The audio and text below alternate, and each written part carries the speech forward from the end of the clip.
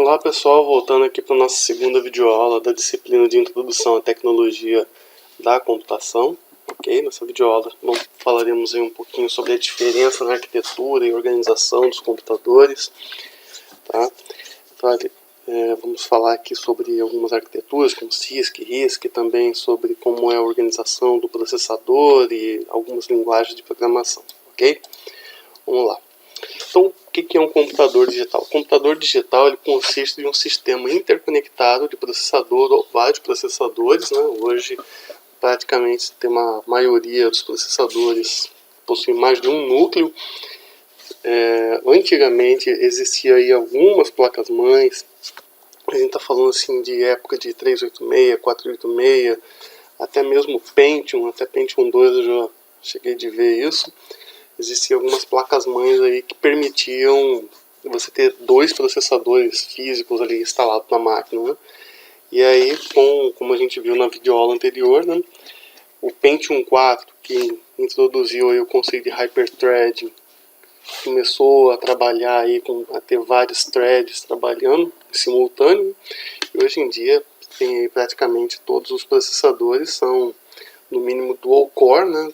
Alguns processadores do notebook são dual core, possuem dois núcleos e mais duas threads, assim, então simula como se fosse 4 processadores. Até o Ryzen 9 3950X, né, que possui 16 núcleos, um monstro, né, 16 núcleos e 32 threads. Ok, mas o que é um computador? Ele possui processador, memória, dispositivo de entrada e saída, ES ou I/O, do inglês Input and Output, tá bom? Então, processador, memória, dispositivo de entrada e saída, né? Então, ou seja, entrada, processamento e saída, e nesse processamento também sempre tem uma etapa de memória. Se eu perguntar em quantas partes se divide um computador, a resposta pode ser tanto 3 ou 4. Tem muitos autores aí que falam que o computador se divide em 3 partes ou se divide em 4 partes, não há um consenso. O consenso é entrada, processamento e saída, ou esse processamento junto à memória RAM também, tá? A memória compartilhada aí com o processamento, porque não teria como processar sem a memória, então é dito que é uma parte integrante aí do computador. O processador, o CPU de Central Processing Unit, ou UCP, Unidade Central de Processamento, é o cérebro do computador, né? Então, assim, a gente não vai dizer assim, a peça principal do computador é o processador. Ok, só que se você não tiver a placa-mãe, também não vai funcionar seu computador. Se você não tiver memória, também não vai funcionar. Tá? Se você tiver um processador muito potente e pouquíssima memória, praticamente você vai desperdiçar. O que precisa ter é um balanço entre os componentes aí do computador, tá?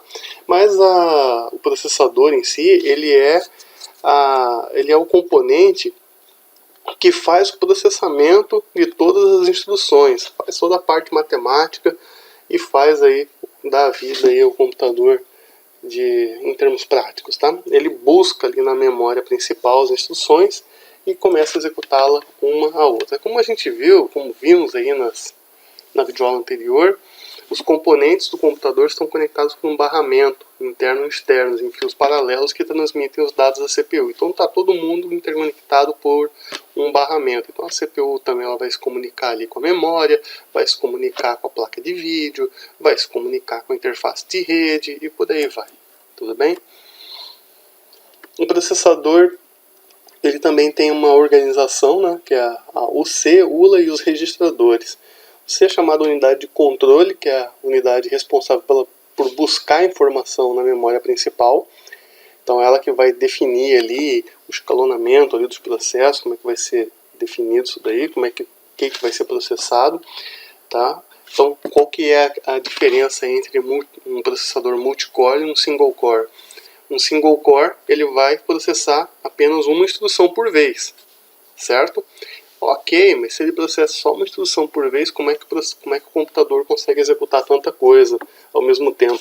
Ele processa, coloca na fila de espera, vai lá, pega outra coisa para processar, põe na fila de espera e assim vai. Tá? É assim que funciona. Quando ele tem mais núcleos, ele consegue executar isso de uma forma melhor, né? Uma forma mais rápida, porque tem vários núcleos ali, enquanto um está processando uma coisa, o outro núcleo pode estar processando uma outra instrução, certo? Mas aí temos a unidade de controle que é responsável aí por fazer esse escalonamento do que vai estar na memória, o que vai estar em espera e o que vai estar em processamento, tá? A ULA, unidade lógica aritmética, é aquela que vai efetuar as operações booleanas de som. As operações matemáticas, todos os processos ali são executados dentro da ULA, tá? E registradores são memórias de pequeno nível, né, e altíssima velocidade. Não confunda com memória cache, tá? Ele é um registrador, ele está integrado ali à própria CPU. Talvez a gente possa definir uma hierarquia de memória como os registradores mais alto nível ali, trabalha junto com o processador, tá? Ela é uma pequena quantidade, é só aquilo que o processador está executando naquele momento, consegue armazenar ali nos registradores, tá? E aí temos memórias de cache em termos de velocidade, né? Registradores são os mais rápidos. Aí temos ali o cache L1, L2, L3, memória RAM, e aí a memória de massa, que são os HD, disco rígido, e por aí vai, tá bom? Então, ou seja, quanto mais rápido acaba sendo menor a quantidade, e quanto maior a quantidade acaba diminuindo aí um pouco também a sua velocidade, tá bom? Então essa é a estrutura básica de um processador, e aí tanto faz se o processador é Intel, se o processador é AMD, se o processador é um 486 ou se o processador é um i9 aí de 10ª geração, tá bom? A ULA efetua uma operação com dados armazenados em 2 registradores, né, e produz um resultado em um registrador de saída, exatamente, tá?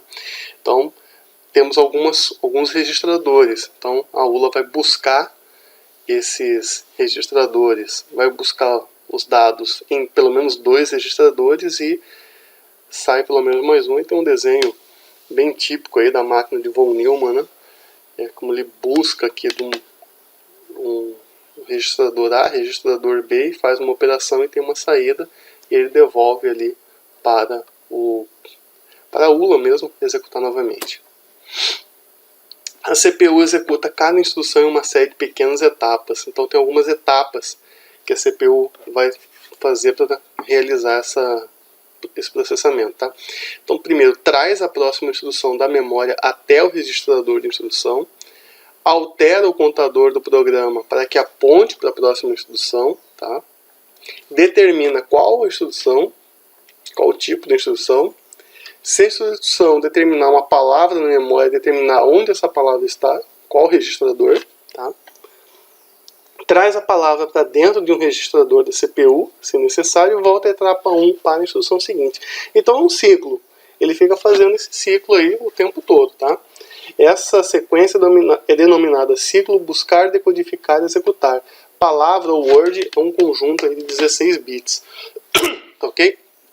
Então você tem um conjunto de 16 bits que está armazenado em algum registrador que a gente denomina ele como word ou palavra, tá? Então bit, a menor unidade da informação, um byte possui 8 bits e o word possui 16 bits, tá bom? E também temos aí o the word que possui 32 bits ou double word, ok?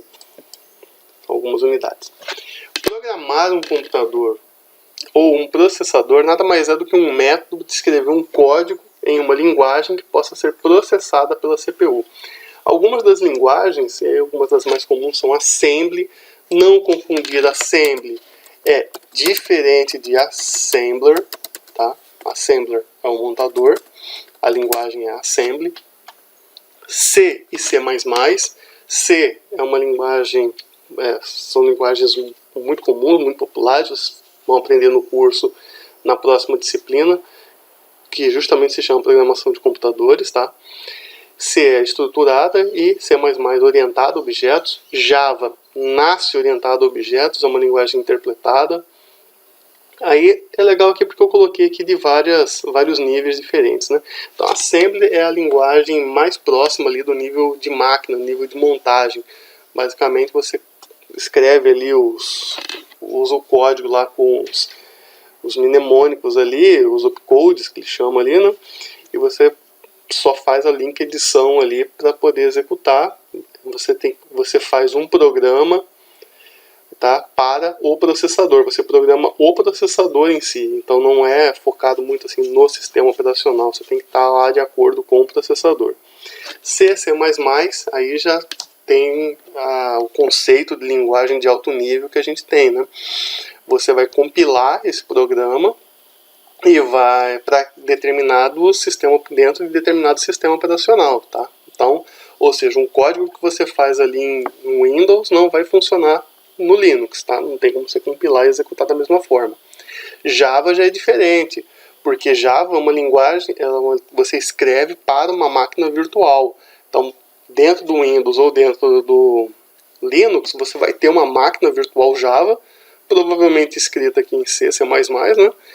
E essa máquina virtual vai rodar o código que você está fazendo, ou seja, o código que você faz para o Windows é o mesmo código que vai rodar também no Linux. PHP já é uma linguagem totalmente interpretada lá do servidor, do lado servidor, tá? Então ela fica dentro do servidor, vai ter lá um servidor web, um Apache, por exemplo, ou HTTP da Microsoft, tá? E vai ter um interpretador ali de comandos. Esse código é executado e ele retorna um código HTML para o usuário.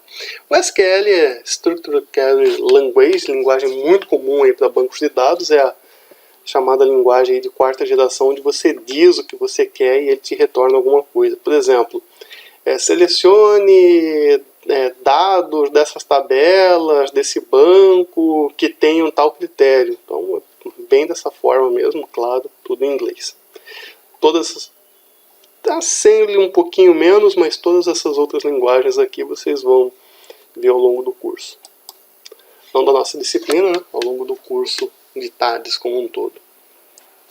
A Assembly é uma linguagem de programação de mais baixo nível, né? É constituída por opcodes como move e reg, por exemplo, registrar e mover ali de um lado para outro. Você vai manipulando as informações dentro dos registradores, tá? Dentro da memória. Você tem que saber o endereço de memória. É uma linguagem bem difícil, né, de ser utilizada, tanto é que é pouco utilizada para aplicações gerais, mas acaba sendo bastante eficiente em termos de desempenho, tá? Assembly não é uma linguagem de máquina, tá bom? Não é uma linguagem de máquina. Tem um código ali, tá? Não é uma linguagem de máquina, mas é o que está mais próximo disso.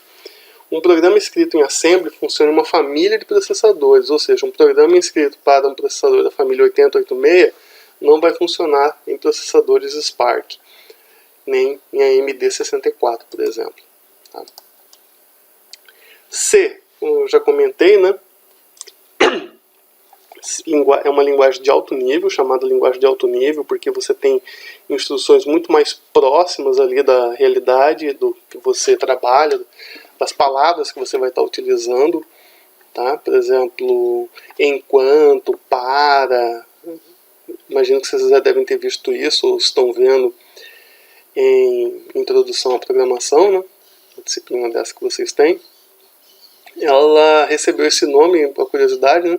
Ela foi uma atualização de uma outra linguagem chamada B, que por sua vez foi uma outra linguagem chamada A, B, e terminou no C aqui, né?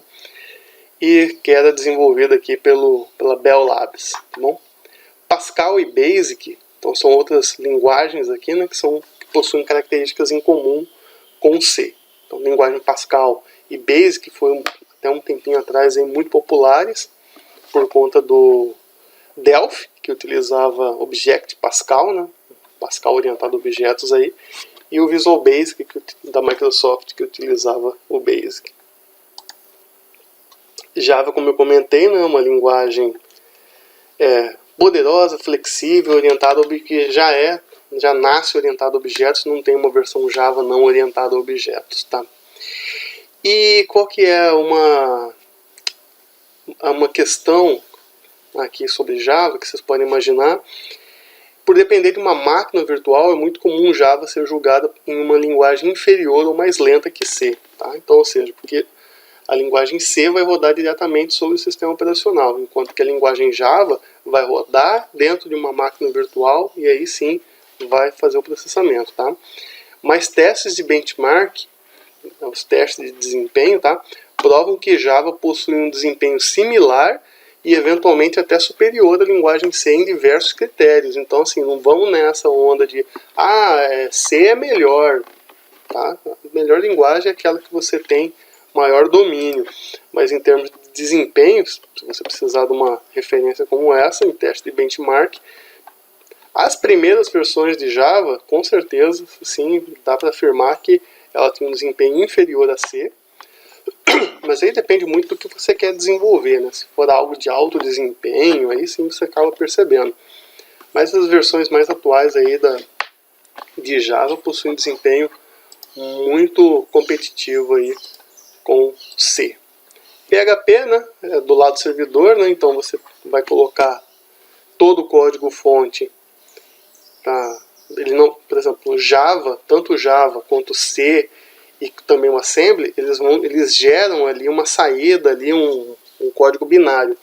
O PHP você coloca um arquivo com código fonte do lado do servidor, então não gera um arquivo binário, tá? E vai estar lá, esse servidor tem que estar habilitado para o suporte ao PHP, tá? Esse servidor pode ser o IIS da Microsoft, Internet Information Services, ou Apache, muito mais comum, vocês verão no curso como fazer instalação disso, tá?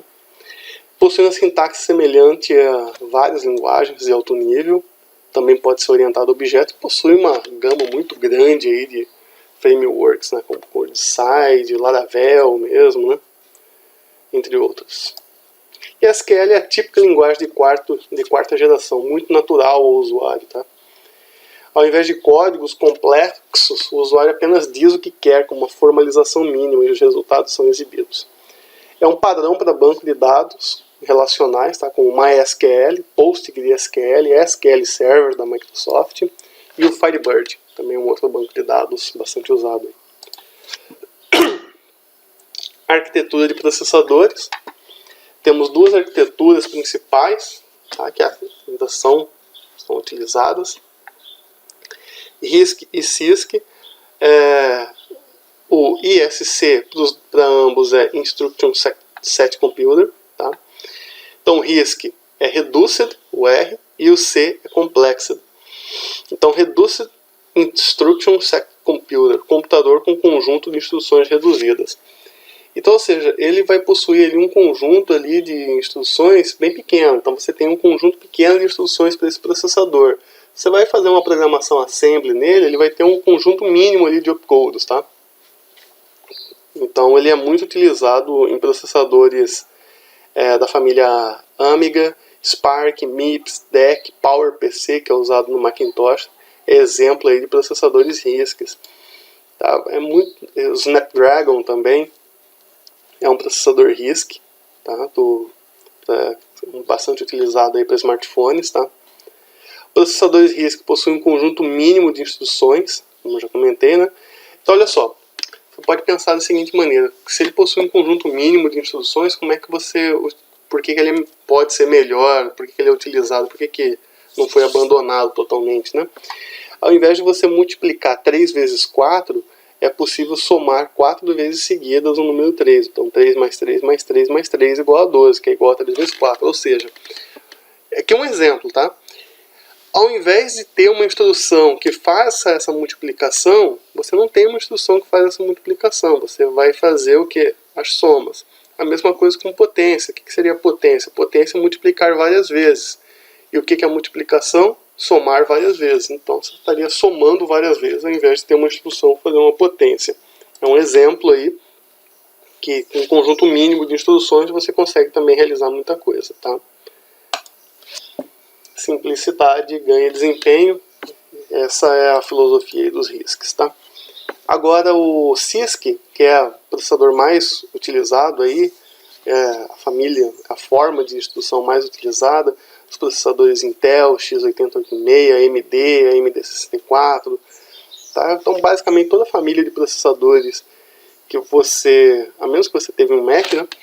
Para quem teve aí um computador desktop da IBM, um computador comum da Acer, Positivo, entre Dell, entre várias outras empresas que fabricam computadores, que utilizam processadores Intel ou AMD, provavelmente você teve aí com um processador CISC, que é Complex Instruction Set Computer, computador com um conjunto de instruções complexas. Possui um conjunto considerável de instruções, então possui muito mais instruções, o que torna mais fácil o seu desenvolvimento. E esse pessoal pensando em linguagem de baixo nível, tá? O Mac OS X foi desenvolvido para processadores RISC. Então, aqui temos um sistema operacional, Mac OS X, tá? É o Tiger, se não me engano. Ele foi desenvolvido originalmente para processadores RISC e acabou sendo portado posteriormente para processadores CISC, tá? Então, tem que fazer foi um trabalho gigantesco ali da Apple para fazer essa portabilidade. Você praticamente tem que reescrever todo o programa, tá bom? Acho que aqui a gente vai estar encerrando essa disciplina, tá? E aqui eu vou deixar alguns exercícios para vocês e vou colocar lá no nosso ambiente virtual, tá? Processadores Core 3, e 5, e 7 e 9 são CISC ou RISC? Um processador poderia ser CISC e RISC simultaneamente? Argumente, tá? Então, quero que vocês argumentam aqui. Você pode ter um processador que seja CISC e RISC em simultâneo? Um processador octa-core comuns em smartphones é o chip Snapdragon. Esse é um processador RISC ou CISC? Acho que eu até comentei no vídeo aí, né? Mas dê uma pesquisada e respondam com mais propriedade, tá? Então esse aqui é um exercício. Vamos ver até onde a gente vai aqui. Tá bom. Vou encerrar aqui com esse exercício. Próxima videoaula a gente continua. Tá bom, pessoal? Um abraço. Qualquer dúvida, manda lá no... Pode colocar aí nos comentários, ou mandar no nosso grupo, ou lá no Moodle. Um abraço e até a próxima videoaula.